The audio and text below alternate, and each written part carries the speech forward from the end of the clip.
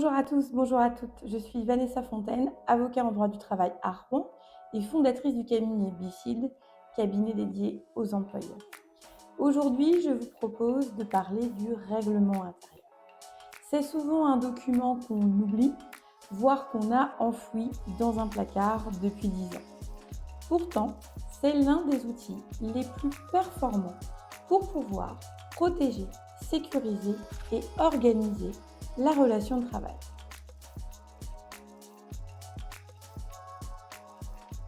Le règlement intérieur n'est pas une simple formalité administrative que vous aurez accomplie simplement pour respecter la règle.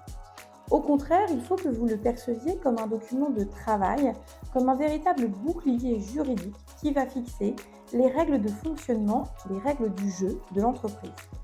La discipline, les horaires de travail, le respect du matériel, l'hygiène, la sécurité, les règles afférentes aux différentes sanctions disciplinaires qui peuvent être notifiées, les règles relatives au harcèlement moral et à sa protection, les règles relatives au harcèlement sexuel, l'interdiction de la consommation d'alcool, de drogue sur le lieu de travail.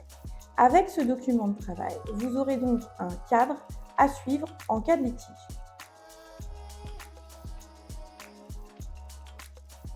Le règlement intérieur est effectivement obligatoire dès lors que l'entreprise occupe au moins 50 salariés. L'erreur la plus régulière est de considérer que lorsque j'occupe moins de 50 salariés, ce document n'est pas obligatoire, donc il n'est pas utile. En réalité, une entreprise de 5, 10, 20, 30 salariés a exactement les mêmes intérêts à conclure un règlement intérieur qu'une entreprise de 50 salariés.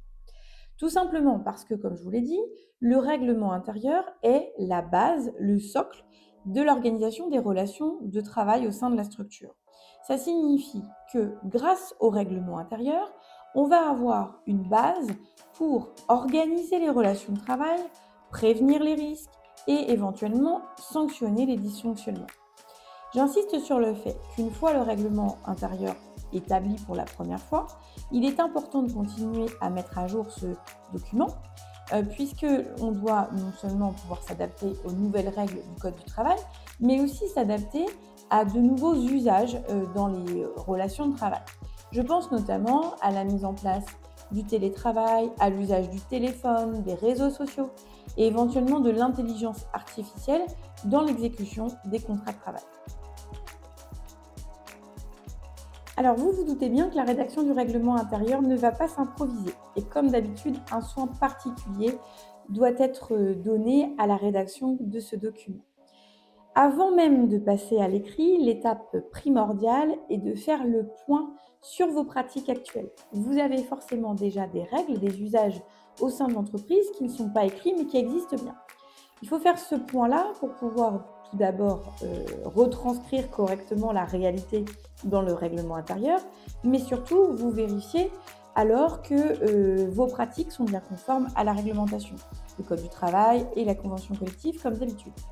Une fois qu'on a fait ce travail de limitation de vos règles, la rédaction du document va pouvoir intervenir et dans le respect d'une procédure, là encore très spécifique, qui donne lieu à l'intervention des représentants du personnel si votre entreprise est dotée de représentants du personnel, qui va donner lieu à l'implication de l'inspection du travail, quel que soit l'effectif, et qui nécessitera au bout du bout de transmettre et de notifier ce document de façon spécifique à vos salariés actuels et à venir pour que le document leur soit bien opposable.